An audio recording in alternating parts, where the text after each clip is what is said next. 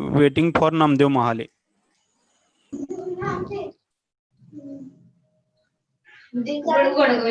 आता बघा बरं. आता बघा बघा बरं. आपल्या ग्रुपवरती झूम लिंक मागतात ते. झूम पेक्षा युट्यूब लिंक देवत ना सर.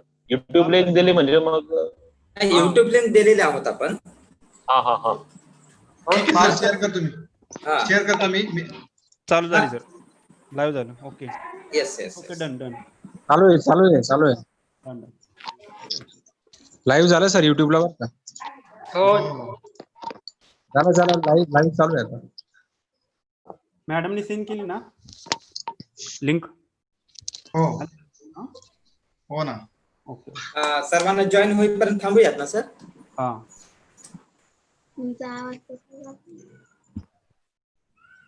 झालं ना माझं. झालं ना झूम.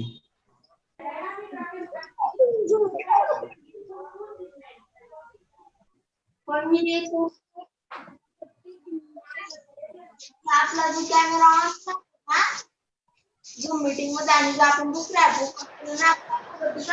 स्टॉप होऊन जातो.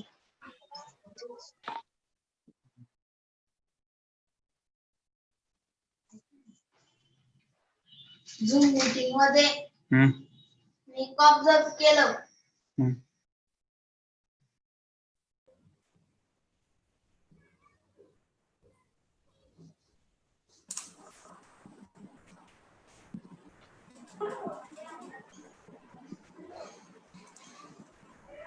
नाही रे सर.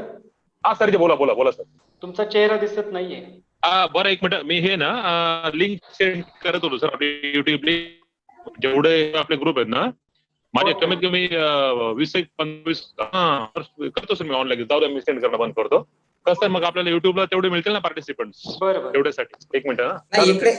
इकडे थोडे घ्या सर. आपल्याला फीडबॅक साठी लागणार आहेत 1-2. जर तुम्हाला जर पर्सनल चॅट केले तर त्यांचं नाव आपण इकडे घेऊया. माझ्या सरांना सांगू. ओके नक्की. म्हणजे 1 किंवा 2 माझे मित्र आलेत फ्रॉम नांदेड. त्यांनी एक फीडबॅक देतील आणि त्याच्यानंतर तुम्ही 1-2 हे करा. ओके क्वेश्चन मॅडम विचारायचे. हा आणि येस सर. ओके.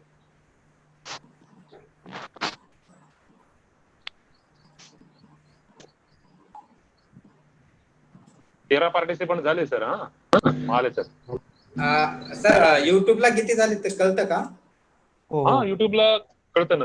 25 जण आहेत आता. ओके थोडा वेळ थांबूयात म्हणजे. मॅडम सर 32 सर युट्यूबला 32 झाले. मॅडम जॉईन झाले नाहीत.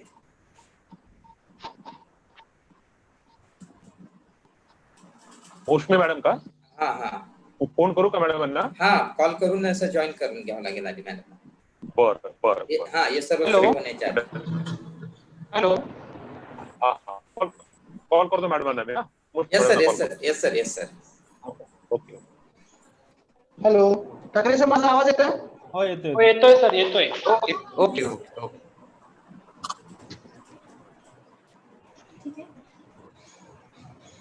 काय वाटेल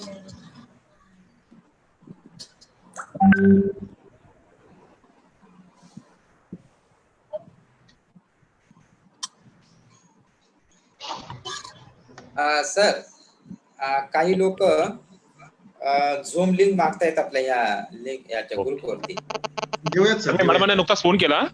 कारण संख्या मॅडमांना फोन केला मी. मॅडम म्हणतात मॅडमांना मी आता फोन केला सर मोशमे मॅडमना. मोशमे मॅडम म्हणतात की मी लगेच जॉईन होतोय असं म्हणतात. येस जॉईन झाल्यावर कार्यक्रम सुरू करू सर. थांबूयात आपण. हो. आणि दुसरं सर शेअर करतो सर. कमी आहेत पार्टिसिपंट तर आपण शेअर करूया. I have shared it already. Yes thank you. नाही रे sir. Can join now. Sir बोला सर. मॅडमने त्यांना इंडिव्हिज्युअली तुम्ही ते झूमची लिंक शेअर करा. हो पाठवले. मॅडमांना करू. Personal mobile sir. हो. I have sent it to madam and madam can join. Yes, नमस्कार yes, सर। ओके मैडम नमस्ते, आपका हाँ, स्वागत है। नमस्ते। वेलकम। सब ठीक ठाक? मेरा नेटवर्क का कनेक्शन हो प्रॉब्लम हो रहा था, वो आ नहीं रहा था। ओके। हाँ हाँ, वेलकम मैडम, वेलकम। हाँ, थैंक यू। एक बार स्क्रीन शेयर करके देखे क्या? एक बार स्क्रीन शेयर करे? Yes yes yes ma'am. हाँ, करूँ? माले sir. Yes, yes, ma'am. You can share now, ma'am. मेरा नेटवर्क कनेक्शन हो प्रॉब्लम हो रहा था, वो आ नहीं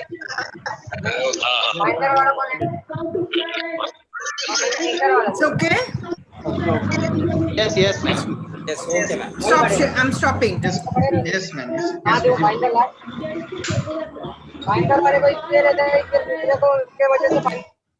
माले सर, बाकींना अनम्यूट, बाकींना म्यूट करा. माले sir, Yes, yes. I have done it. I have done it. Yes, yes. Yes.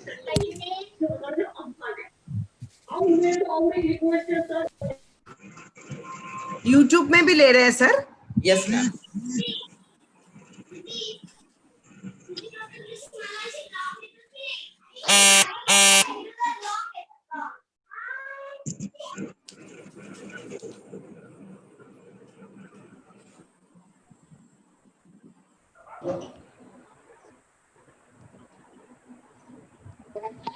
Yes sir.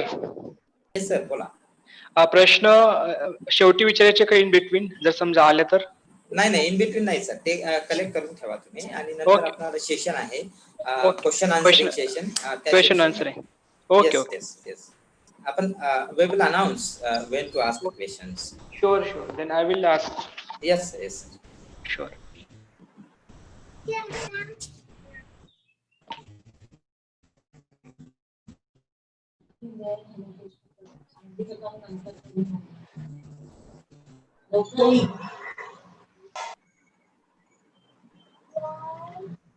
Male sir, dear participants,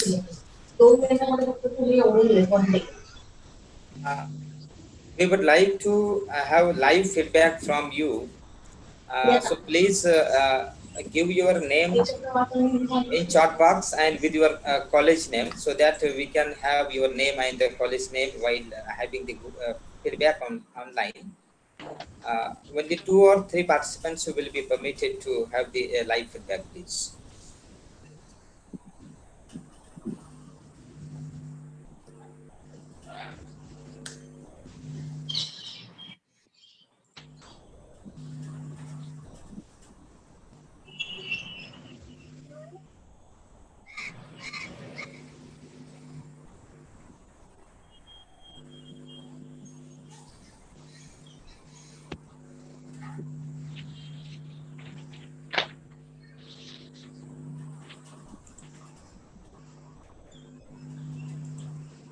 Mahali sir, unmute yourself.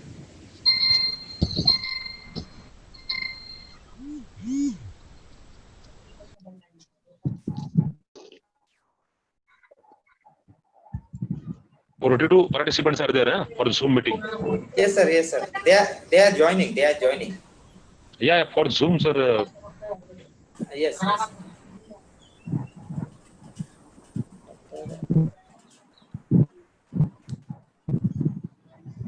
Anji sir is there.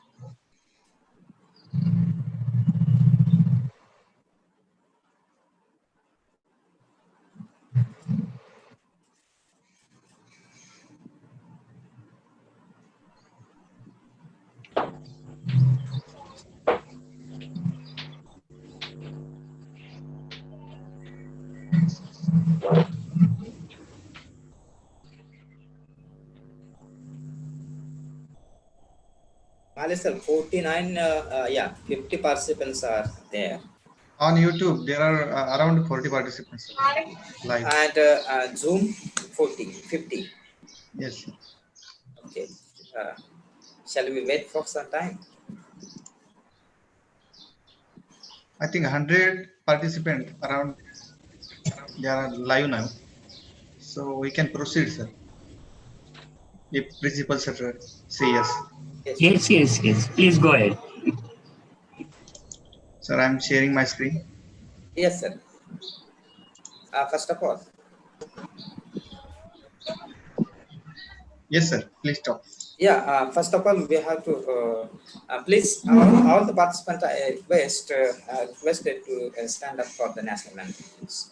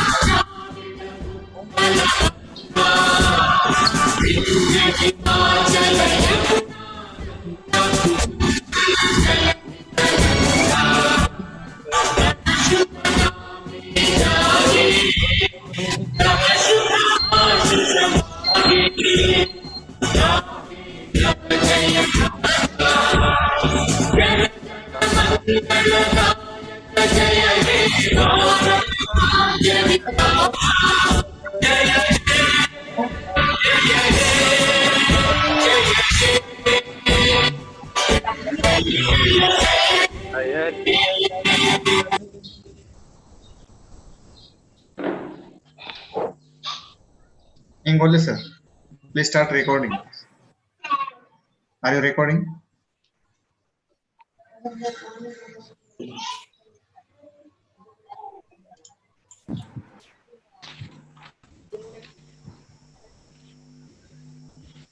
Ingoli sir, can you hear me? Yes, sir. I have recorded. Okay. A very good evening, one and all here. I welcome Honorable Chief Guest and all the respected participants from the heart of hearts who have joined from the different parts of India on behalf of the organizing departments of our college, that is Arts, Commerce, Science College, Onde, which is established by Sanjivan Gramin Vaidikya Samajik Sahayata Pratishthan, Onde. We have come together on this platform to listen.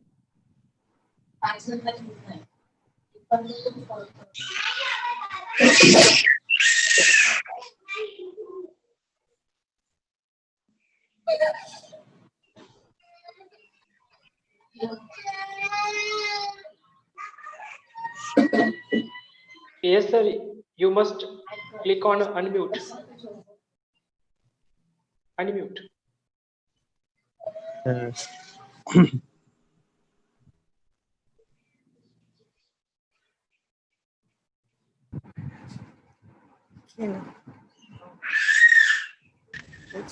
Am I audible? Yes, sir. Yes. Sir, you are audible.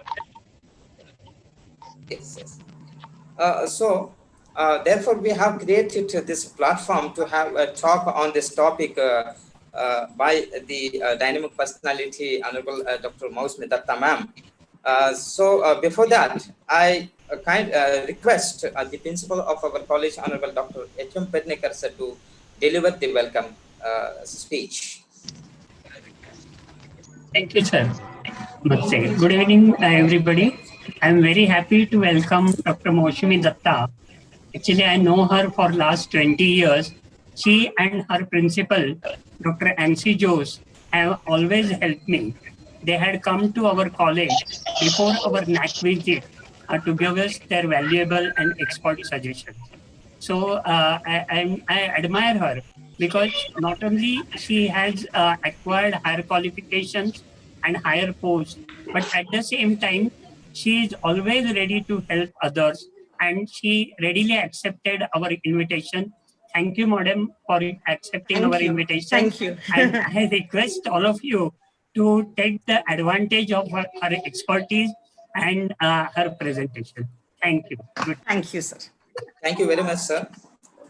Now we have a message from the president of our institution, Honorable Sri Vijay Patil Sahib.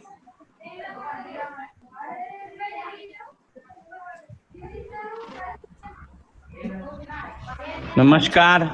कला वाणिज्य विज्ञान महाविद्यालय ओंदे तालुका विक्रमगड जिल्हा पालघर या महाविद्यालयातर्फे होणाऱ्या वेबिनारला माझ्या अध्यक्ष म्हणून हार्दिक शुभेच्छा आहेत. हे वेबिनार यशस्वी करण्यासाठी आपल्या सगळ्यांची सहकार्य असावं अशी अपेक्षा आहे. धन्यवाद.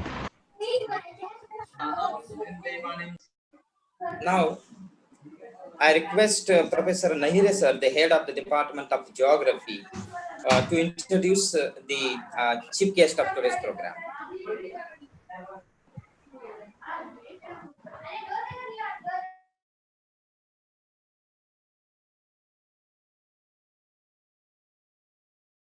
Nahire sir, unmute yourself. Nahire sir, please unmute yourself. Hi everyone. Myself, Assistant Professor Dinesh Nahire, Head Department of Geography, Arts, Commerce and Science College, Onde, Vikramgarh District, Palghar. First of all, I am very much thankful to Honorable Vijay Patil Sahib, President of our college, and Principal Dr. Ajay Pednekar sir, for organizing this national level webinar on the art of writing an effective research paper. I am also thankful for giving me an opportunity to introduce today's resource person, Professor Dr. Moshmi Datta ma'am. Her educational qualification is she did MSc Geography in the year 1992 and passed SET examination in the year 1997. She did PhD in Geography 2008, MBA in 2010, and also she did PhD in Management in the year 2012. She is the PhD guide in Geography, University of Mumbai. She is the Vice Principal of Nagindas Khandwala College, Malad, Mumbai. She has 26 years of teaching experience from 1994 to 2020. She has technical skills in educational technology, remote sensing, GIS and GPS, that is Geographical Information System and Geographical Position System. She published 85 papers. Among that, ISSN 43 papers and ISBN 42 papers. She co-edited 8 books, authored 1 reference book for geography and 9 textbooks. Now, research pursuits. She has already 2 PhDs. One, she did PhD in geography and also she did PhD in the management. 1 minor research project sponsored by the UGC, 1 major research project sponsored by ICSSR, and 1 industry consultancy project. 2 minor research projects sponsored by University of Mumbai. 1 interdisciplinary project, it is sponsored by the Maharashtra State Commission for Women. 1 major research project sponsored by ICSSR, IMP, RESS.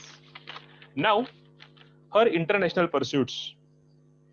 Very first, she presented a paper at Middlesex University, UK in the year 2008.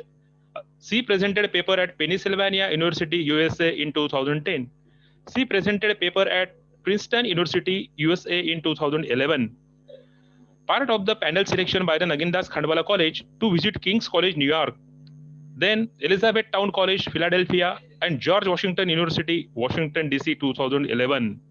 She also presented a paper at Bangkok University in the year 2012. She presented a paper at Delaware University, USA in the year 2013. She, being a part of the panel selected by the Nagindas Khandwala College to visit Florida University in the Orlando, USA in the year 2013. She is selected by the Nagindas Khandwala College to visit USA and Canada for the finalization of the MOU in the year 2016. 17. It is a memorandum of understanding. Then she organized more than 20 conferences and workshops at national, international, and state level. Now she is a coordinator of IQAC. She is also coordinator of RUSA, and she is also coordinator of the ISO. She is the convener of attendance committee and the mentoring. She is the coordinator of the UGC add-on courses. 4 courses are there. She is the coordinator of NAC also. Reaccreditation cycle 3rd. She is the coordinator of MA Geography. She is the coordinator of international initiatives, and she is the director of incubation center. She is a life member of the 7 national professional bodies and annual member of 1 international body. Now her awards. She got Best Ensemble Faculty Award in the year 2012 by the EET. She also got Best Researcher Award in the year 2013 by EET. She also got the award for contribution in the research in the year 2013 by the Indus Foundation America. Now there is a lot to say about the Moushmi Madam, but due to the limitation of the time, I conclude here, and I sincerely once again thanks to Moushmi Madam for giving her valuable time for us. Now I request to Professor Namdev Mahale, Chairman of the Science Association and Technical Head of this program, as well as the host of this meeting, please for further proceeding. Thank you once again. Thank you, Nairi sir. Thank you very much, Nairi sir, for such a beautiful introduction of Dr. Moushmi Datta ma'am. I'm not wrong, actually. I said that it is a dynamic personality. It's a dynamic personality. So you have proved it through the introduction of ma'am. And so now I request Honorable Dr. Moushmi Datta ma'am to deliver a talk.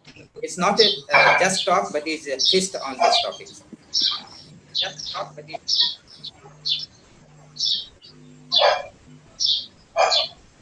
Thank you, sir. Good evening to all present virtually today for this talk. Respected President, Principal Sir, Pednika Sir. Pednika Sir is just not, he's very near and dear to me. So for anything, whenever I'm in a problem with the subject, Pednika Sir is the only person I think who solves everything. So he's very good in solving things. So we are always up to, or if we need some materials for teaching, it is Pednika Sir always who helps us out. So thank you, sir, for your kind help all the time. Respect the participants who are present, the faculty member of the college. I'm deeply honored to be invited today for this talk. I will be sharing my screen and starting the presentation. Thank you.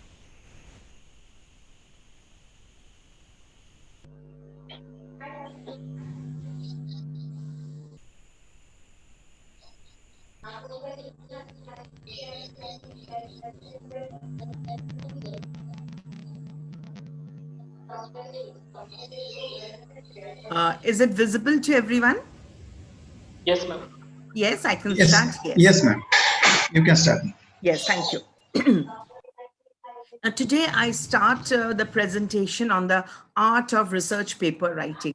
Now we all know for our API scores, for our promotions from assistant professor stage 1, stage 2, to associate professor level, to professor level also, the research paper become an integral part of every lecturer's life.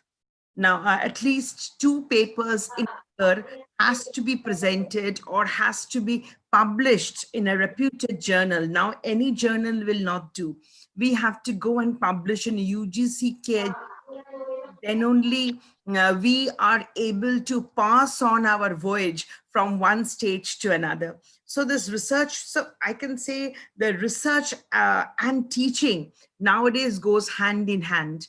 Being a teacher, definitely we are with the class, we are giving our best to our students, which is our main job, definitely.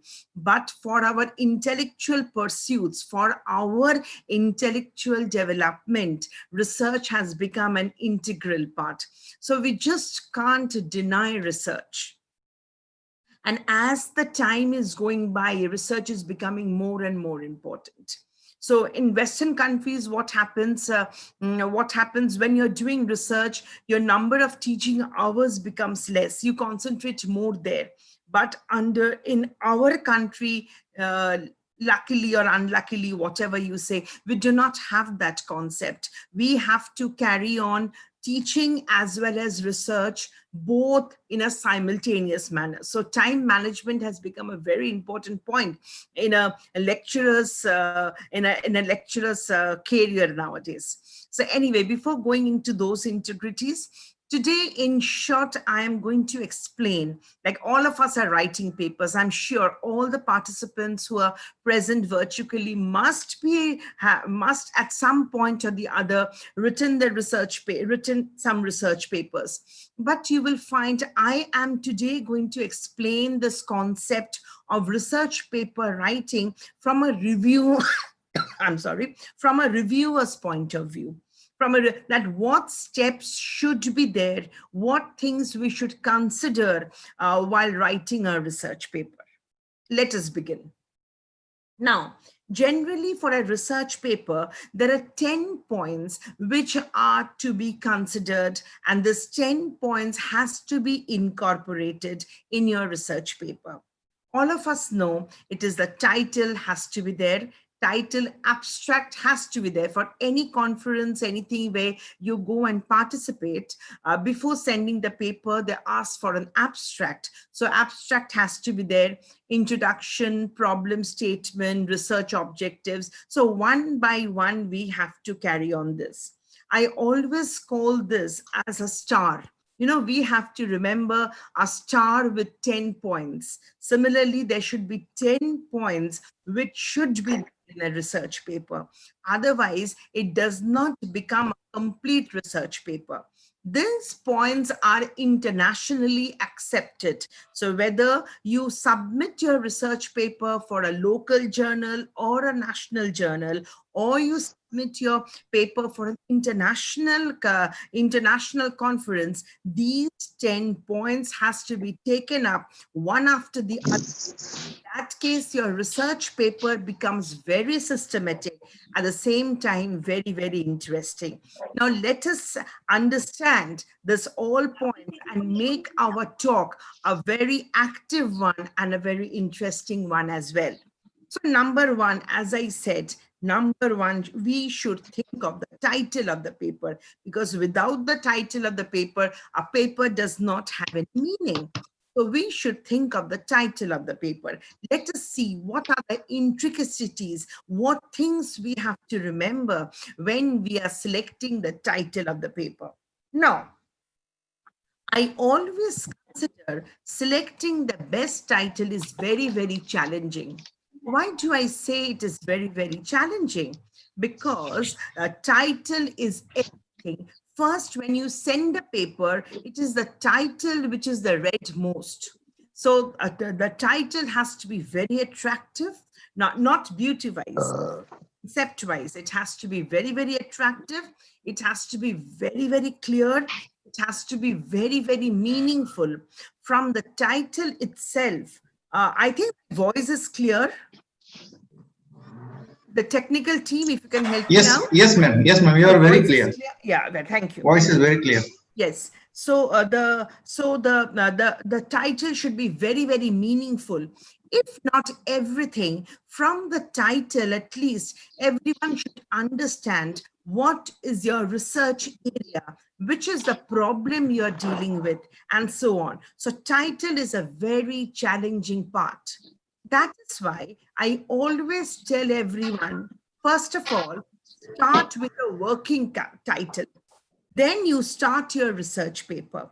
At the end, you come back to the title once again, and then you select the final wordings of the title. So you should always start with a working title.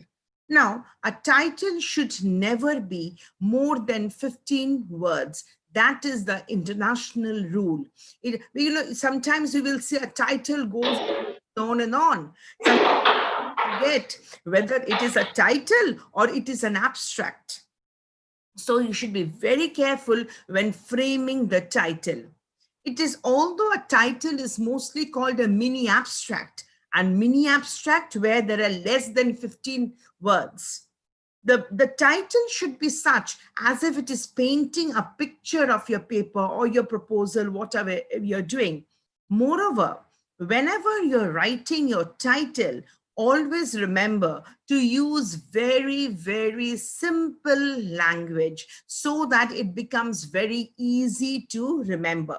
So in short, I can say the title should be such which is brief, which is clear, which is meaningful. At the same time, a title is such which once a reviewer or anyone reads it, they can understand what you're trying to speak, at least in your paper. Take some examples of some titles, okay? Now I have title 1, Red-Haired Musicians and the Preferences for Musical Style. Okay, don't you feel this title is just like a sentence? It is just like a sentence, so we can make it short.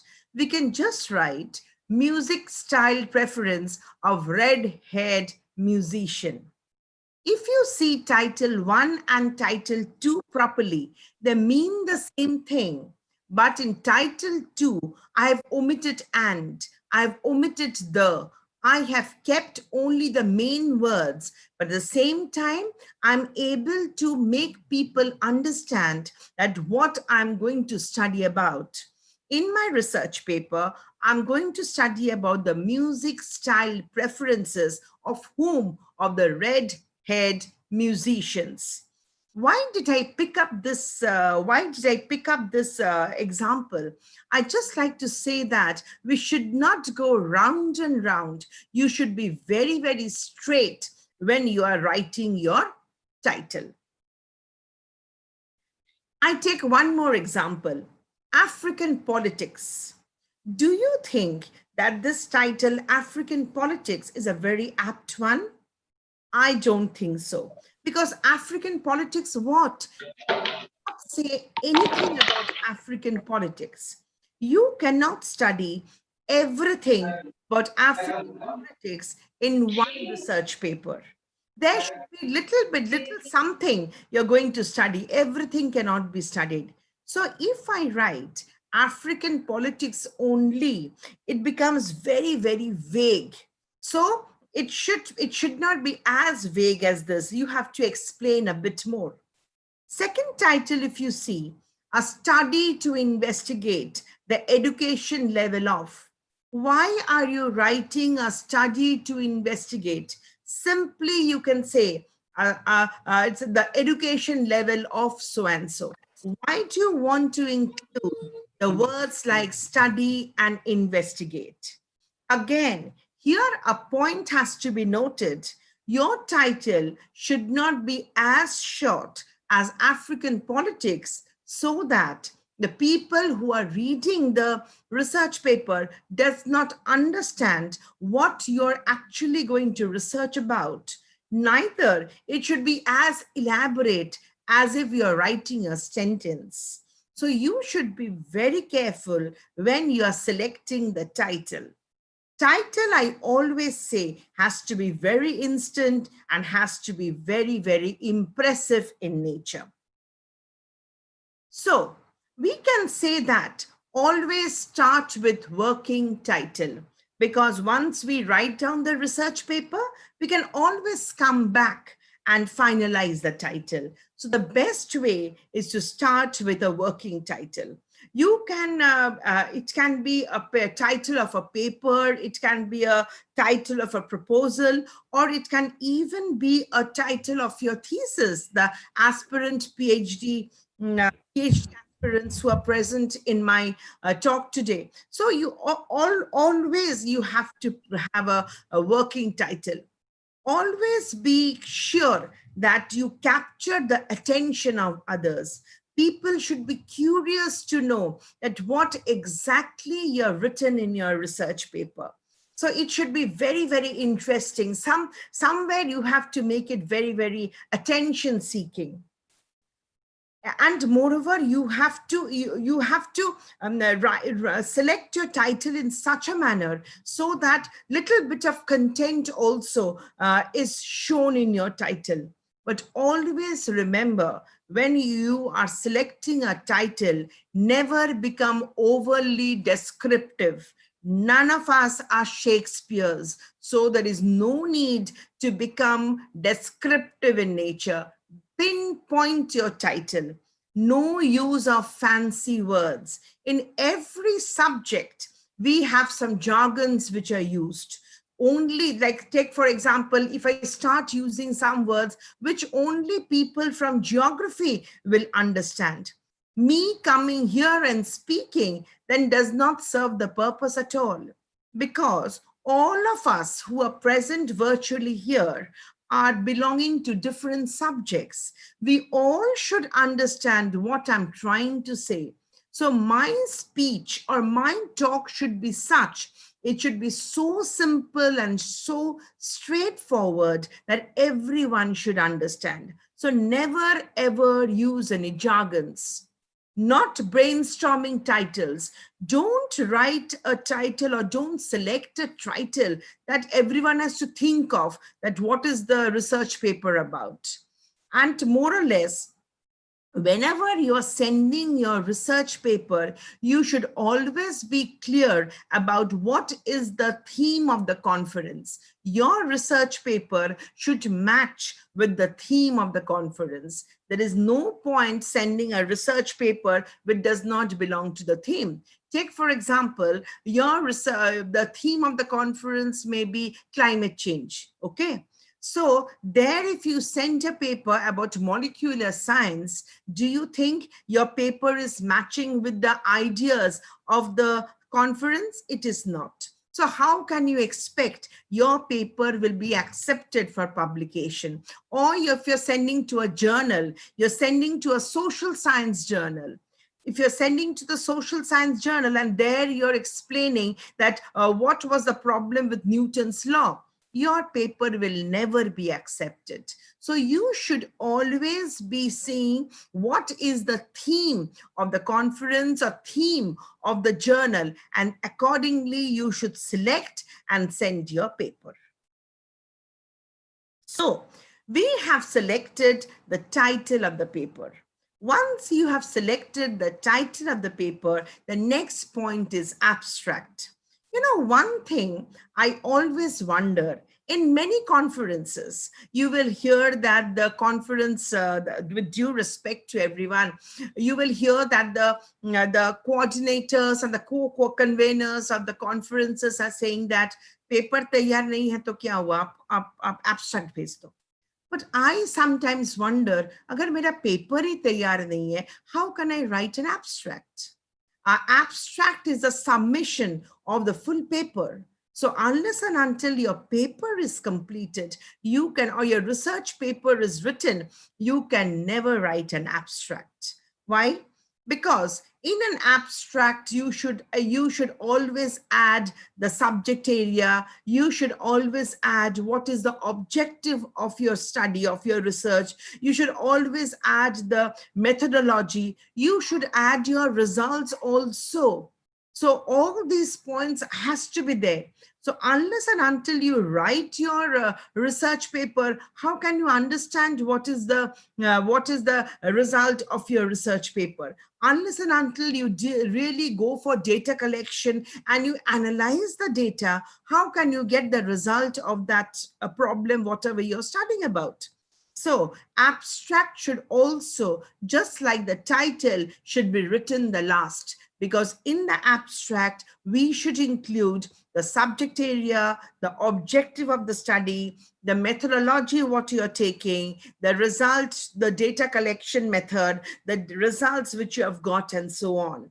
We can say the abstract is just a summary of the whole paper. So always include all the points. The question comes, what should be the size of the abstract? It should always be 10%. If your paper, the full paper is of 2,000 words, in that case, your abstract should be of 200 words. Take, for example, this is one of the abstract of one of my papers, If you see, I have added 2 lines of the introduction. I have added objectives of the research. What are the objectives of my research? I have added the methodology of my research. What should be the methodology?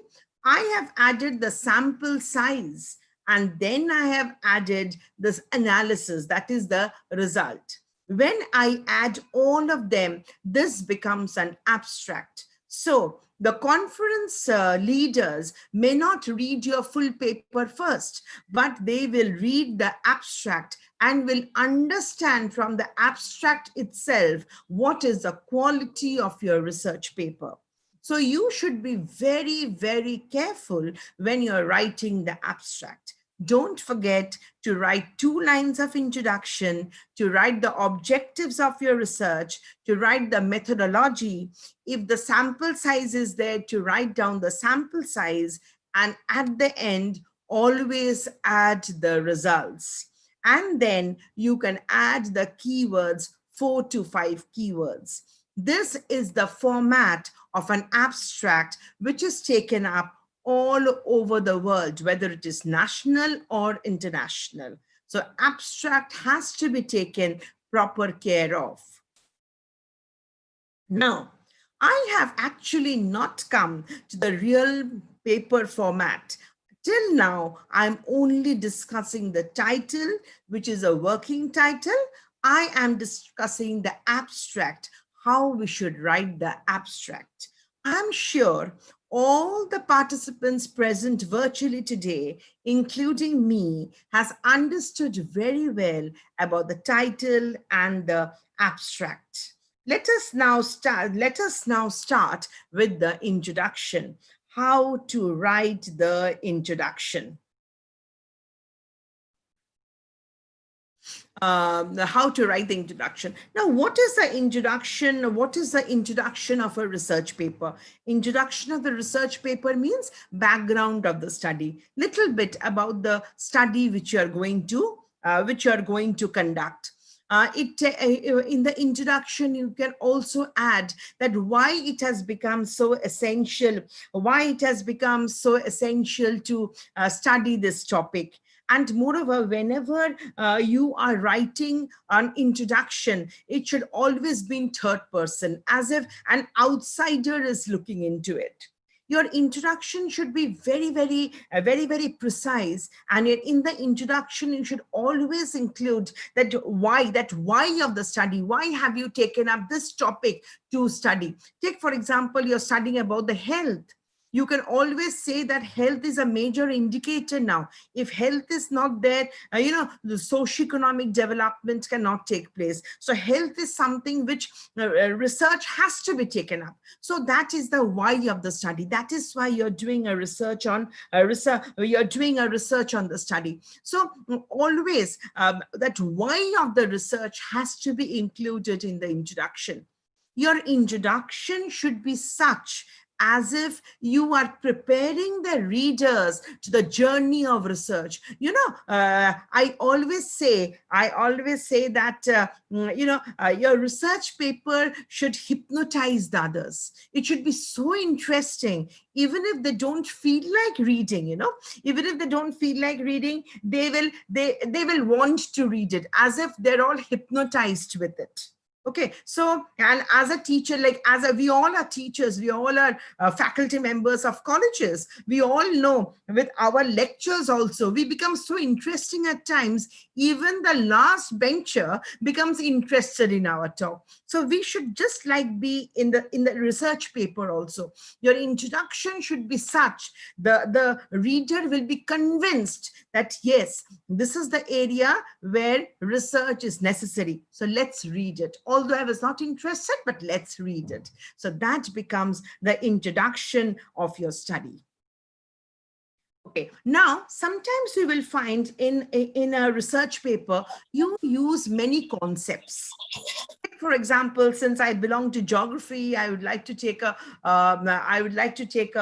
example from geography only. Take, for example, I am studying about migration. I am studying about migration. So in migration, I am studying about a theory called spillover theory. What is a spillover theory? There's a small area where population becomes more. There is no place for population again. So people spread across. People migrate to some other area and start living there. That is a spillover effect. So in my research paper on migration, I am using a concept known as spillover effect. Mind you, it is not necessary to always have a conceptual background, but sometimes we definitely use a concept. Whenever we use a concept, please do include it in the introduction. You can write the concept in the form of a diagram. You can draw a mental map, or you can even draw a flow chart. But if you are taking considering any concept, please do write. And don't forget, in the introduction, you are always writing the why of the study. Why have you taken this study? That is very, very important. I hope I am very, very clear on the how to choose a project title, how to write the abstract, how to write the introduction. In introduction, I write, why did I take up a study?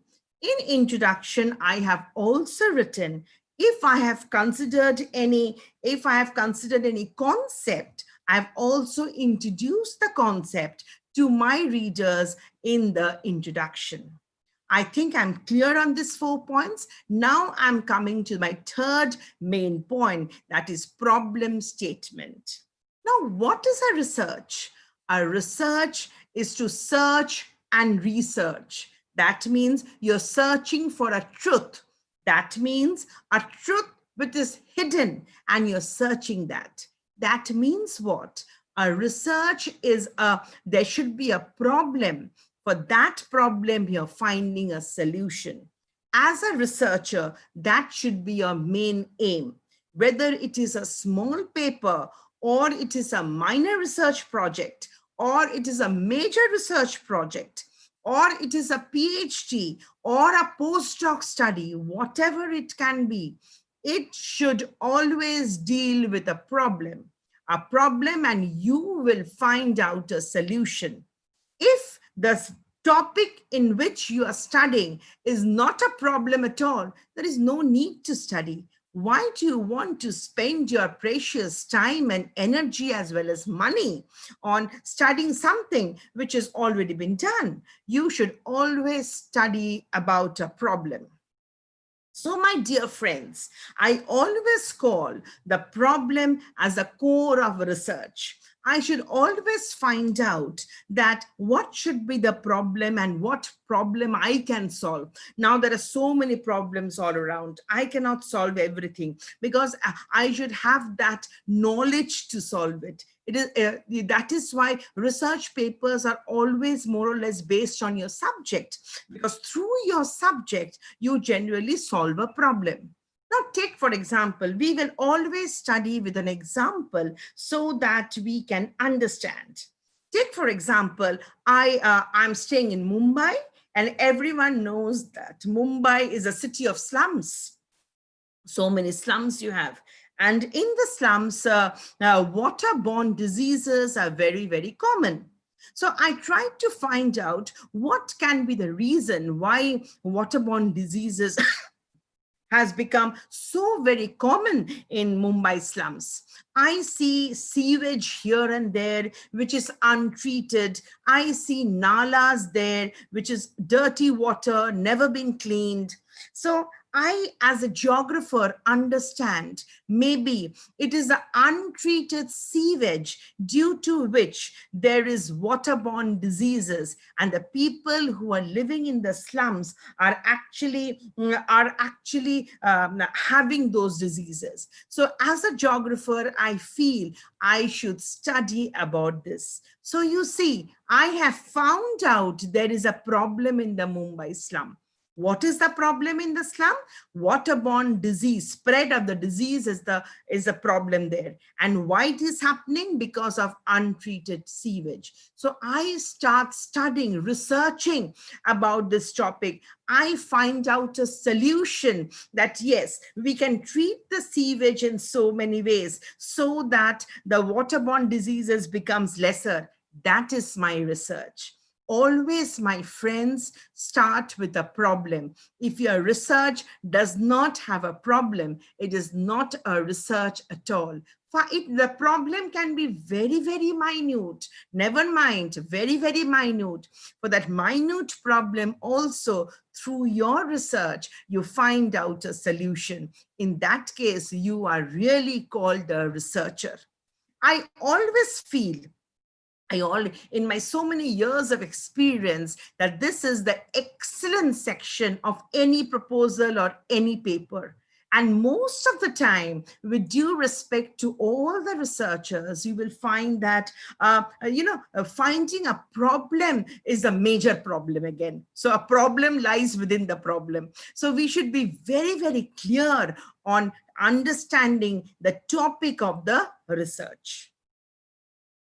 So sometimes, we wonder, even I wonder, from where the problems will come. One fine morning, I just can't get up and say that whatever I see around, that becomes a problem. No, that cannot happen. Okay, now if you belong to science, a theory, maybe a theory is there, a theory has been studied. You can always criticize that theory and then take the theory ahead. That can be a problem. Socioeconomic people who are belonging to the faculties who are belonging to socioeconomic, day-to-day problems, even day-to-day problems can become a very good source, for your research, because they are the problems. Then research studies, somebody has already done a research, and you are studying about it, and you find that something is missing in that research. You can always study about that. That becomes an issue. My friends from science faculty, any innovation of technology, that itself also can be a research. But for any research, there should be something. Yes. There should be something very, very new. There should be a problem, and we should all try to solve that issue. Then only it becomes a research. Now, let's take an example. Now, I was just talking about the population. We all know that population in Mumbai is increasing a lot, and there is a migration from Mumbai to other areas. Even in Raigad, we find that large number of people have migrated from Mumbai to Raigad. Okay, so I want to study about northern Raigad. So here you see in black, I have written that there is an observable decrease in the total area under forest and increase in the total area under housing and other facilities. You see, this is a problem. So what is the problem in Raigad? I have noticed that forest is increasing and the population and the area under housing is increasing. That is definitely a problem. So, excuse me. So I realized I should study about this problem. So this becomes my problem statement, and I've started studying. I found out the reason why the forest is decreasing. I find out the reason why the housing and other facilities are increasing. See, this was a problem, and I am trying to find out a solution. I'm also trying to understand that how can I stop deforestation in this area? So you see, I'm trying to give a solution. So whenever you take up a problem can be anywhere. Whenever you take up a problem and then you try to solve it, that becomes a research. But my concept is that whenever you try to study especially for a research paper, try to take a very small area. Try to take up a very few objectives and then you study. When it becomes very, very huge, you know, sometimes you really don't know where you're landing. So always take a very small area, always take few objectives, maybe 1 or 2 for a research paper, and then try to understand. So your research paper becomes much more authentic in that case. So we have already learned how to make a title, what to write in the abstract, how to write the introduction, what to include in the introduction, that why of the research you have to include. If you're studying about the concept, you are including the concepts in the introduction. Very, very clear on the problem statement. Now we are coming to research objectives. You see, the first thing which comes in our mind is, what is your research objective? What you're going to study? But before you really come to research objectives, see, you have to study so many things. Then only your research objective should be a very logical one. So what is the objective? Your objective should not include what is already done. Take, for example, XYZ has already studied about Northern Raigad. They have already studied why has the forest decreasing and the residence is increasing. So again, there is no point studying. So don't repeat. When you repeat, that is not a research. A research is something which you are inventing, that you are doing for the first time. So please don't include what is already been done, but include what you will be doing in future. Never write an objective. You know, very often you will find this mistakes in a research paper. When you keep on reviewing others' research papers, you will see in objectives they have written to study .. to investigate .. Why to study? You have already studied, not to study, not to investigate. You should write some words like to determine, to develop. I like one word very much, to solve, because I feel a research paper always gives a solution. So to solve this. So when you're writing the objective, you should write in this manner. Your objectives should be very, very logical. Take, for example, my objective number 1 is to determine the amount of forest change in Northern Raigad. Objective number 2, to develop a future detection map of Northern Raigad. Objective number 3, to solve this issue. So you see, I am being very, very logical. My first objective can never be to solve this. No. First, I have to determine, I have to develop, and then only I can solve. So once when you're writing the objective, read it again and again, you will understand that automatically your objectives will be written in a very, very logical manner. Your objectives should not be too many. Now, for a research paper of 2,000 words or 2,500 words, you cannot have 10 objectives. Even for research, PhD research, you have 6 objectives. So you cannot have 10 objectives. Neither you can have 1 objective. So you should, neither it should be too many, nor it should be too less. The sentences when you write in a research objective should not be very big. It goes line after line. It becomes an abstract in that case. It should be small statements.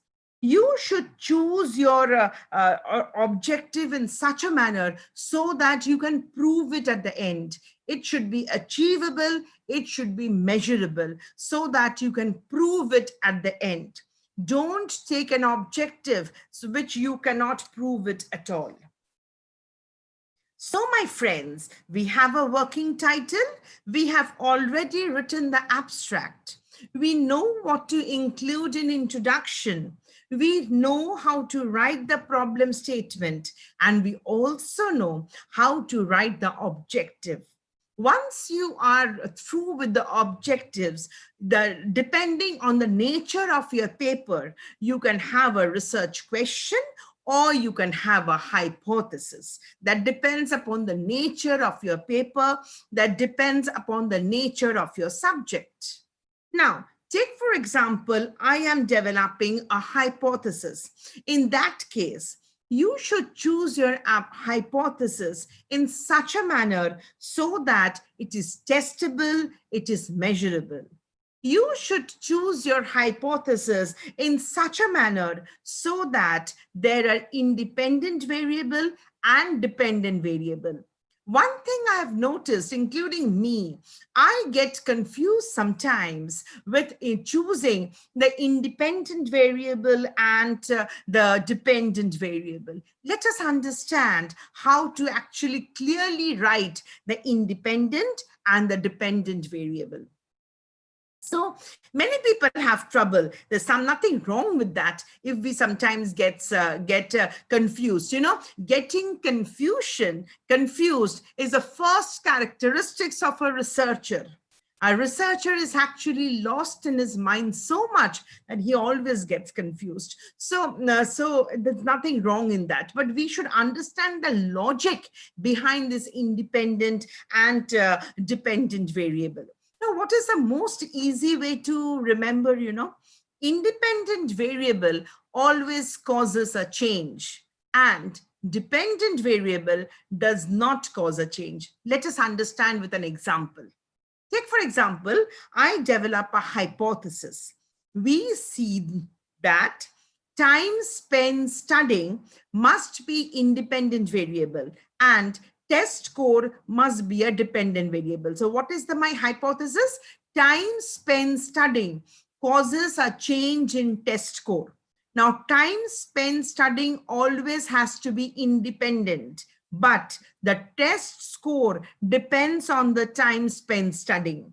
I can prove that if the time spent studying is more, the test score is also more.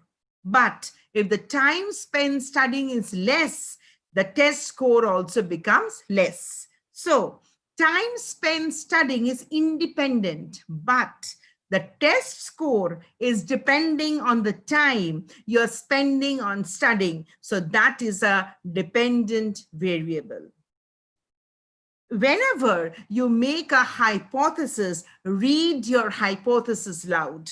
Whenever you make a hypothesis, try to understand which one is independent variable and which one is a dependent variable. Friends, you will never, ever go wrong. So I can say independent variable is the cause and dependent variable is the effect. What was the cause? Time spent studying. And what was the effect? Effect was on the test score. Let us study one more example. What is the next hypothesis now? Do tomatoes grow faster under fluorescent or natural light? Which one is the independent variable? The type of light of the tomato plant is grown under is the independent variable. And which one is the dependent variable? The rate of growth of tomato. Because whenever I'm using fluorescent light, whether tomato growth is more or not, I have to find out. When I'm using natural light, whether it is tomato growth is more or not, I have to find out. So the growth of tomato is dependent on the light I'm using. So light is independent, the type of light is independent, and the growth of tomato is dependent. Null hypothesis and alternate hypothesis we should develop. Null hypothesis is shown by HO and alternate hypothesis is shown with HI. In a null hypothesis, generally we find that there is no association between the two things, and in alternate hypothesis we find that there's a positive association between two things. So either you accept null and discard alternate, or you do the vice versa. So we have the title, which is a working one. we have the abstract, but although my abstract is not ready because I have not completed my research paper yet. My introduction is done where I have introduced the why of the research, the concept. I have also tried to understand the problem of my study. From the problem, I have developed the research objectives. From the research objectives, I have tried to analyze research question or hypothesis. Now I am coming to a most important part of my research paper, that is review of literature. Again, it is a most neglected part of is a review of literature. Now, review of literature is understood very wrongly, review of literature to many can be just going to the library or searching. Google is very favorite, or just searching some text about the topic I am writing about and writing down what others have studied, and your literature review is over. No, it is not that way. Literature review is a survey of scholarly sources that provides an overview of the particular topic. Whatever topic you are researching about, the literature review will tell you what did the others study about this particular topic. The literature review will also tell you what others did not study about your topic, and that is why you are studying. I've already told you what others have already studied. There is no point studying about that. You should study something new. So how will you know that you're studying something new? It is from your literature survey, literature review. So you can understand who has studied and who has not, and what they did not study. So literature review is very, very important. If every one of us can see the screen, a man is jumping from one clock to another. That means what? It is really time consuming. Lots of time is spent in review of literature. But if you have a proper literature review, you can prove what are the gaps are there in your topic, and you are trying to fill up those gaps. The study becomes very, very rewarding in nature. So my friends, always spend time on literature review. Now, when you're searching literature review, where will you search? There are several areas where we can search. I'll come to it later on. But how will you search is very, very important. Now, take, for example, my topic is anxiety. I'm from psychology department, and I am doing a research on anxiety. If I start searching researches which are published on anxiety, it will be going lakhs and lakhs. So you will be just swimming from one book to another. So it will be very, very problematic, and you will never be able to do a proper literature review. So what is the first technique of doing a literature review? You should narrow down your topic. Let us understand how can we narrow down a topic. For example, the general topic is anxiety. I'm studying about anxiety. Okay, which part of anxiety I'm studying about? Social anxiety I'm studying about. Fine. Now, in social anxiety, what is the specific thing I'm studying about? Impact of social anxiety on the learning of the students. So, see, anxiety was my main topic, but my narrowed down topic is impact of social anxiety on so and so. So what happens? I have narrowed it down. Now, if I try to find out the research papers, at least the research papers which will come will be based on the topic which I'm really studying about. So always try to narrow down a topic. I'll give you a much more simple example. For example, I'm studying about pollution. What part of pollution I want to study about? I want to study about acid rain. Okay, fine.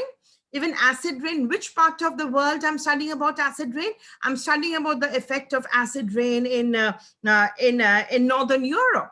So acid rain in Northern Europe becomes a narrow topic. Now I can easily search. so you know what you are searching about. So once, searching for literature review is just like a piece of cake. When a half kg cake comes for your birthday, you just don't eat the full cake, right? You cut the cake and eat a small size of it. That is the pleasure of having the cake. So literature review is just like that. You don't study the whole subject when you're doing a research paper. You are cutting down a small size, a small part of your subject, and then studying it. So this is the art of doing literature review. I always say literature review is the art, and it's a fantastic way by which you can prove how your research is so very important. Where will you search? Where will you search for your research, for your literature review? Library is the best place where you can search a literature review. Go to the books, go to the journals. There are newspaper articles, there are historical documents, there can be commercial reports, even thesis and dissertation, and so on. But just like, can you see the screen of mine with a cat sitting there? He's a research cat, expert in research. But what is he saying? Says Wikipedia, not acceptable source at all. It is my earnest request to all the researchers present today in this webinar, please do not refer to webinar. It is a complete no-no in the field of research. Now, I told you that I told you that from a research review of literature, you can easily understand whether your topic has been studied or not. Then only there is a reason for researching in the topic. Otherwise, what everyone else has studied, there is no point studying that. Take, for example, I want to study about traffic problems in Mumbai. All of us know traffic problem is a major problem in Mumbai city. So I went to the library, I went to Google Scholar, I looked upon the journals and tried to find out that what studies has been carried on about traffic congestion in India. I found out that there are many studies about Delhi, traffic congestion in Delhi. There are many studies about traffic congestions in Asansol, traffic congestion in Gwalior, but there is no research carried on for traffic congestion in Greater Mumbai. Hence, that becomes my problem. That is my area of study. How did I find out that there is no research carried on in Greater Mumbai? By literature review. I don't dream that who has carried on research in what, but I found it from the literature review. Excuse me. Literature review tells me what has been done and what is not done. So what was the main gap? The main gap is that there is no study in Greater Mumbai. So I am trying to fulfill that gap.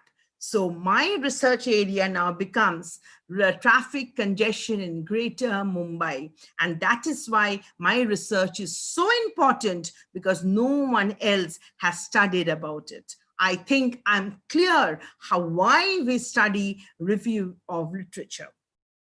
So we know the title, we know the abstract, we have the introduction, we have the concepts, we also have the problem statement, we know the research objective, research question, we know the hypothesis also, how to develop an hypothesis, variable and a dependent variable and independent variable. We know now that how review of literature is so very important. You just can't ignore review of literature. Now I'm coming to research methodology. How will I carry on the research? Now I know the research which I'm going to do is a fantastic one. It's unique in my field. No one else have studied, but I should carry on the research properly. If I do not carry on the research properly, if I do not carry on the research logically, if I do not carry on the research on time, this traffic congestion in Mumbai, I just can't spend year after year. I just can't spend 10 years on studying about one problem, because in that case, many others will come who have already studied. So you should have a logical timeline. And you should have a proper method by which you should study. Now, how to decide what should be kept in our mind to understand the research methodology? Number one is coverage. Always show which area you're studying about, especially for socioeconomic studies. Always show which area you're studying and try to draw a visual thing, visually. So visually, when someone sees your paper, automatically becomes very, very interesting. Data source. Everyone asks, whenever you're doing a research, we either use primary data or secondary data. That is the base of our study. So data source, from where did you get it? Secondary data, from where did you get it? Please write down the source. Data collection, if you're doing a primary data collection, what are the methods of primary data collection? Questionnaire, or if you have done sampling, what type of sampling, and so on. So you should be very, very clear on the data collection methods. Then, how did you analyze your data? Have you used simple Excel, or you have used a software, or you have used SPSS, you have used R regression? What have you used? So you have to be very, very clear on the coverage, the area you're covering. If your research paper is according to the coverage area, data sources, from where did you get the data sources? How did you collect the data? And how did you analyze the data? These things should be there in methodology. If you do not cover this, it becomes an incomplete one. If your methodology is not proper, your analysis will never be proper. See, I am studying about Greater Mumbai. So what did I do? In the world, where is India located? In India, where is Maharashtra located? In Maharashtra, where is Mumbai located? And then the 24 wards of Greater Mumbai. So what happens when a person from the other side of the table reads my research paper? He is totally clear that what is my area of research. As I said, data sources, secondary and primary. So now we have the data, the research methodology. So I hope I'm very clear on the flow of my paper. I have done the title, I've written the abstract, although I will finalize them at the end of my research paper.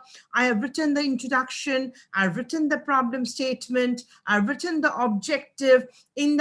From the objective, if I can develop a research question or hypothesis, I have done that. I have done a review of literature. I have done the research methodology. And now I'm coming that how your research paper is different from others. What is so new in the research paper? I told you now, there is no point studying about something which others have already studied. You are a researcher. You are an inventor. So innovate something. Now, innovation is not very heavy ones. Something new, if you can find out a one little word, that itself is enough to write a good research paper. So, as I said, from the research literature gaps, find out the gaps, and that is new. Take, for example, where I am studying about the traffic congestion in Greater Mumbai, but no studies are there on traffic congestion of Greater Mumbai, but I am studying. That is my innovation. Hence, I become innovative. So that word you should write. No one has studied about the traffic congestion in Greater Mumbai. And I am studying in this research paper is focusing on the traffic congestion of Greater Mumbai. And that is the innovation in this research paper. So a line of innovation if you add, mind you, my friends, your research paper will bloom actually. The value of your research paper will become very high because the person who is reviewing will understand that you really know the A to Z of a research paper. So you have everything now. You are very, very innovative. Now, why are you researching? Problem. I told you we are trying to solve a problem. Now, you find out a solution. Now, solution, after getting the solution, what are you going to do with that solution? What are you going to do with that solution? Keep it in your locker? No. Your solution should be such so that the problem of the society can be solved.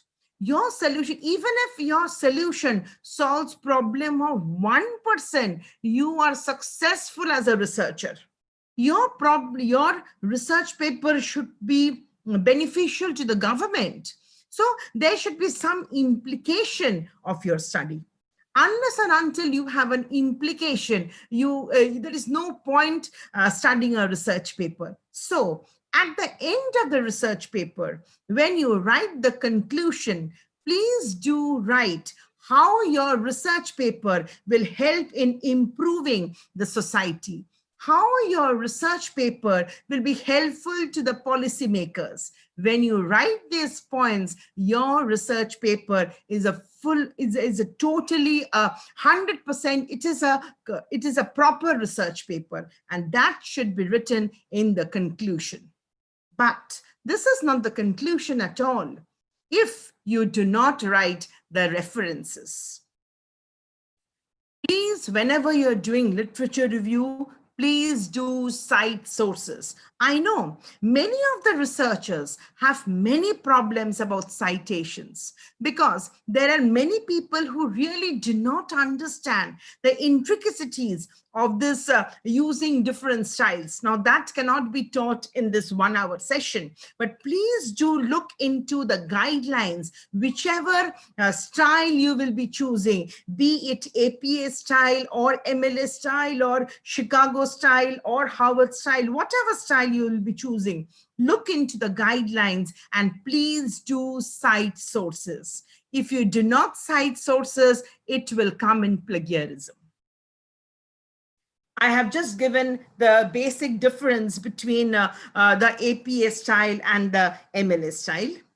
So we are almost ended with the research paper. You've written the title. Now I can easily confirm the title. I can finalize the title because I have done till reference. I actually have reached to the final stage of my paper. I already know the conclusion of my paper. So I can easily finalize my title. I can easily write down my abstract. Now, what to include in the abstract, we all know. Introduction, research objective, methodology, and some part of results. I have already got the results. Now, the problem statement also I have, objectives. From objectives, I have developed the questions and hypothesis. I have done a very good review of literature where I have cited the sources, and from the review of literature, I could easily find out the gap, and that has given me how innovative my research paper is. And I have done a research methodology. Then what is the implication of my paper, how my research paper will be helpful to the society or to the policy framers, and then I have also done a reference. But friends, now plagiarism also become a compulsion. Plagiarism is a way by which they test the originality of your paper. There are many plagiarism softwares which are available online, but I would request you to always get your conference paper checked by a licensed plagiarism tester. So if by this way, what we can you do, whenever it is 10% or less, plagiarism report is 10% or less, then only it is acceptable by major conferences, then only it is acceptable by major publication houses. Otherwise, it is not acceptable.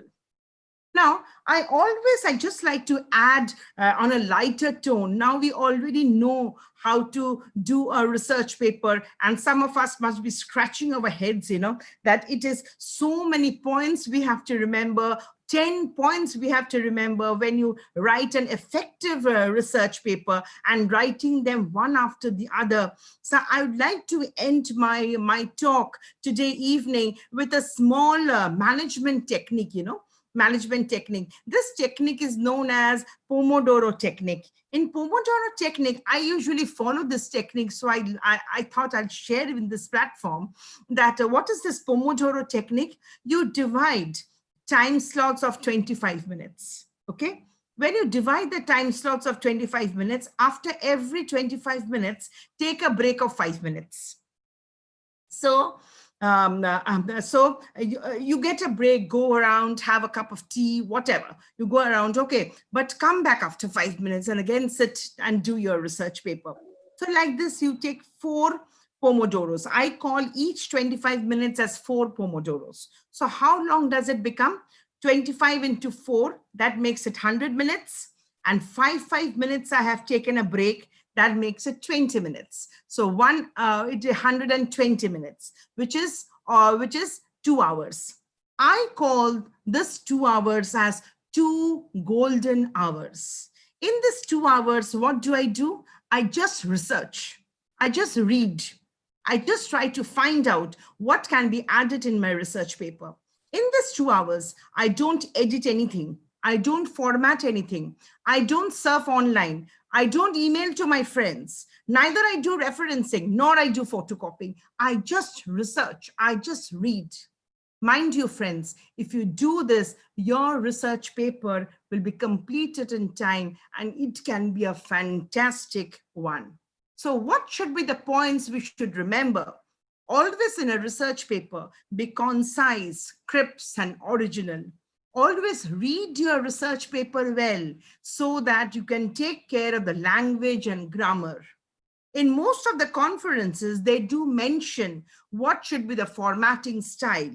If by chance it is not mentioned, please do follow Times New Roman. The font size should be 12 for body and 14 for the heading.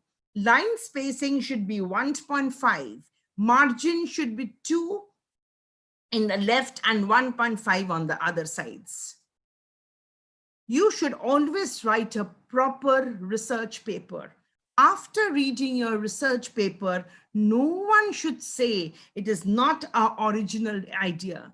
No one should say you do not have a why of the research.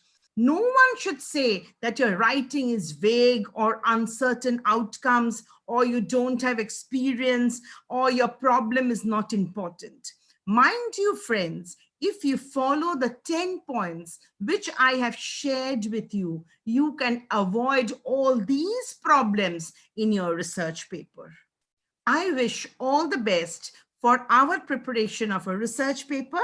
I'm again grateful to the college for inviting me for this webinar. Thanks a lot.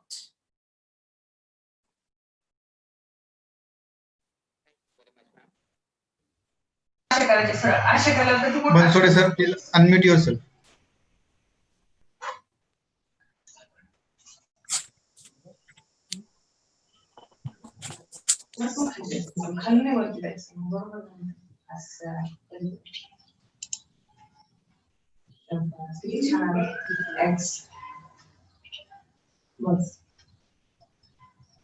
Bansode sir. Yes, sir. Am I audible? Yes, sir. Please proceed. Thank you very much, ma'am.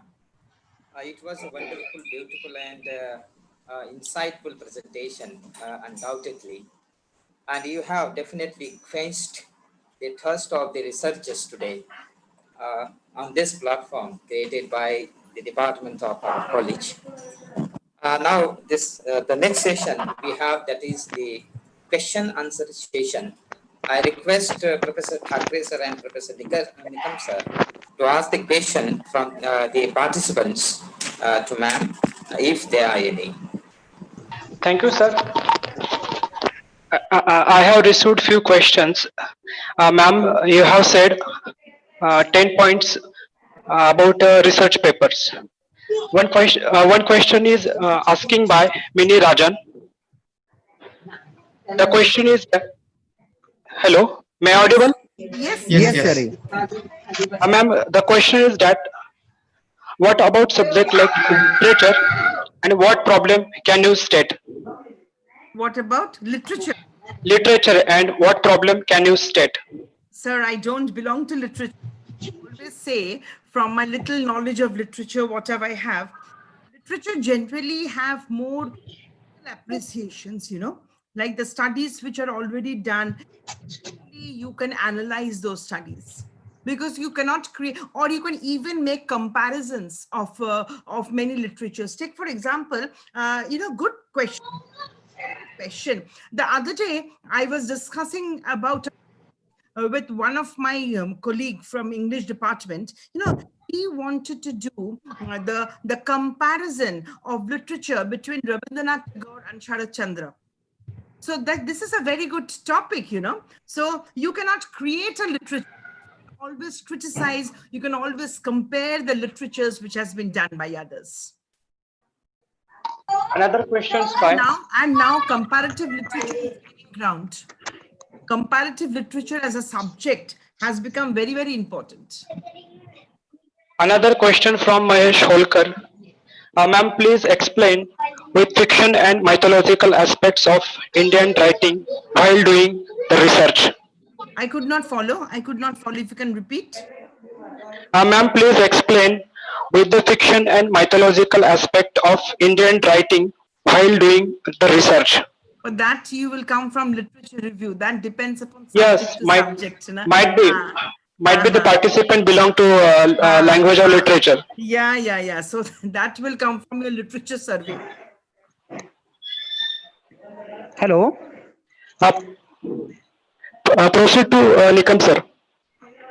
Hello. Yes, ma'am. There are so many questions. Among that, many of the participants suggested that please share the PPT. I will send it to Pednekar sir. Yes. Thank you, ma'am. And there is one question from participant that why there is a 10% exemption in the research paper.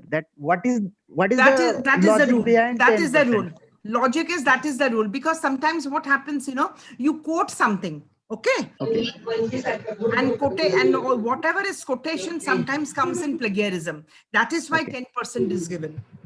Because in literature review often quote. So that I would like to one thing, ma'am. Yes, tell me. According to the MHRD or UGC, they have circulated one circulation regarding the plagiarism.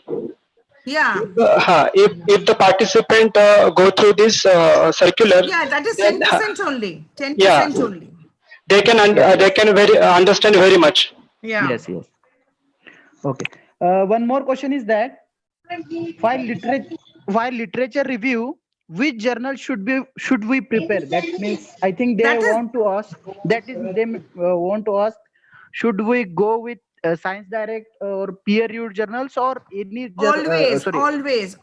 When you are searching journals, you should always see the impact factor of the journal. Impact factor of the journal tells you the number of times it has been circulated. Okay, so you should always see for higher impact factor. Not only that, when you are seeing a particular article also, you should check the author's age index. The author's age index means how many times the article has been cited by others. The more number of times the article is cited by others, more important the article is, and you can cite. Yes, ma'am. Thank you, ma'am. Thank you. Thakre sir? No, sir. I have just received two questions. Can we ask, ma'am? Yes, ma'am. Yes, you can ask. Nikam sir, there is question. You ask, sir. Thakre sir, you have the questions, no? Yeah. No, sir. Mahali sir. Hello, ma'am. I have one question. Yes, sir. I am working as a librarian. Therefore, I know very well plagiarism and copyright. Yeah. Ma'am, while checking the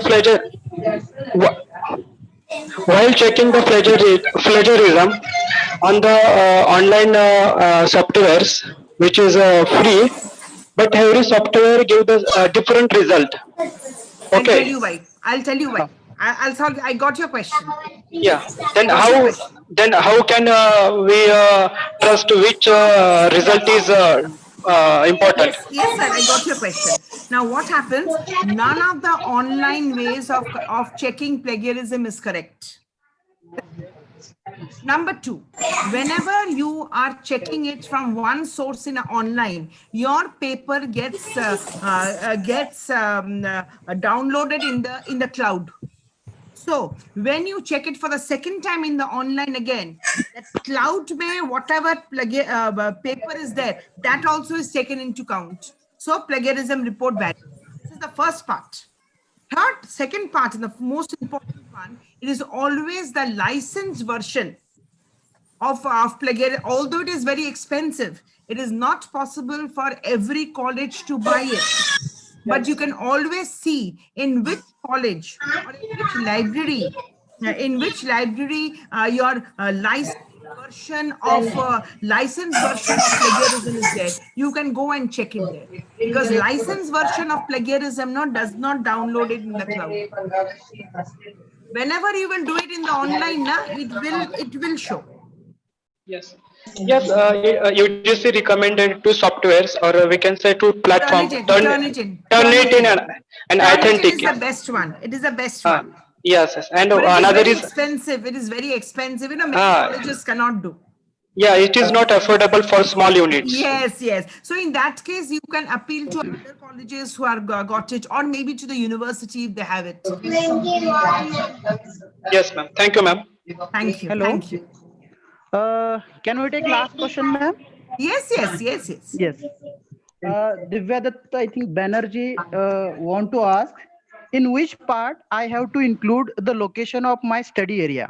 As you mentioned with in 10 points. methodology. The coverage was there, no? Yes. Coverage was there. It's in methodology. Okay. Once okay. I share my PPT, you will understand. Yes, yes. Thank you. Yes. Bansal sir, over to you. Yes, thank you. Thank you very much, sir. Thank you very much, ma'am. Is there any question from participants? Please, they can ask now. And if they are not, I would like to request to all the participants, we are going to have the online feedback. One or two participants will may speak on this occasion, please. If anybody interested, please give your feedback.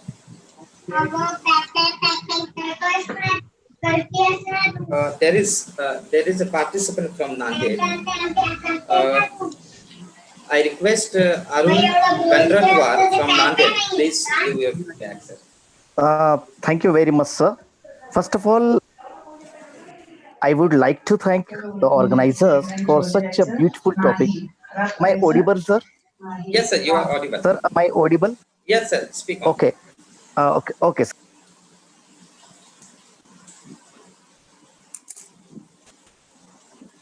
Unmute yourself, sir. Sir, unmute yourself. You are not audible now. Yes. Yes, now speak. Okay, Dr. Mausam madam has explained all the points very minutely. Secondly, I like to thank to Professor Bansore sir. Because of him, I could join this informative session. I was actually practicing to develop myself in writing skills, and I try to collect some information about social media and books. So it is not fulfill my thirst. When I joined this and when I listened to to madam, it was very, very nice and informative. Today, I clear all the points because of madam. She explained every point which is essential for writing from top to bottom. I got very nice notes. I assure madam, definitely I will use this in my writing. Madam, we are always thirsty for such knowledge, and I request you on the behalf of all participants to make such videos to improve our writing skills. Sir, thank you very much, all of you. Thank you. Thank you. Thank you. Thank you very much for your beautiful feedback, sir. Is there anybody, sir? Is there anybody? Yes, yes. Vinod sir, unmute yourself. The presentation done by Madam is excellent and structured. All the paper should be structured. Madam has done the presentation in absolutely crystal clear in a matrix form, and each component she has explained. We are thankful to you, and we are thankful to the Madam and the organizers. Thank you. Thank you very much, sir. Thank you very much. Is there any?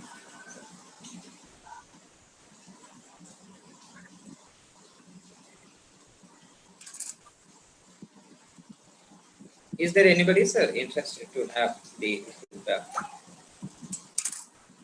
Am I audible? Yes, sir. Yes. Now, dear friends, the last part of this session of this program is just a formality, because it is last but not the least, definitely. Before that, I have the announcements. The link of the feedback form will be provided to the WhatsApp group. After filling in the feedback form, you will receive the certificates to your email. Now I request the coordinator of this webinar, Professor Ingole Sachin sir, to propose the oath of thanks. Thank you, sir. Good evening to all. I express my sincere gratitude toward the dynamic personality and the chief guest of the today's program, Dr. Musumi Datta Madam, for giving her valuable time for us and enriching our knowledge. Madam has given substantial information about art of writing an effective research paper. I am grateful to the esteemed president of our institution, Honorable P.G. Patil Sahib, for his moral support. I am also thankful to the principal of our college, Dr. H.M. Pednekar, for giving permission for conducting this webinar. I am also thankful to Dr. Chetna Patil Madam for being with us on this occasion. I am also thankful to Professor B.S. Bansode for organizing secretary for this webinar. I thank all the participants who have overwhelming response to this webinar. Without your response, this program was not possible. I thank the organizing committee, technical team, Professor Mahale sir, Professor Nahire sir, Nikam sir, Thakre sir, Dr. Yogesh sir for the support they have given. I am also thankful to teaching and non-teaching staff. Thank you all again for making this program a great success. Thank you very much, sir. Over to Mahale sir. Sir. Okay, sir. Yes. We are at the end. Yes. With prior permission of our principal, sir, the webinar will be concluded here. Thank you, sir. Thank you, ma'am. Yes, participant, you can leave the meeting, please. Thank you, ma'am. Once again. Thank you. Thank you.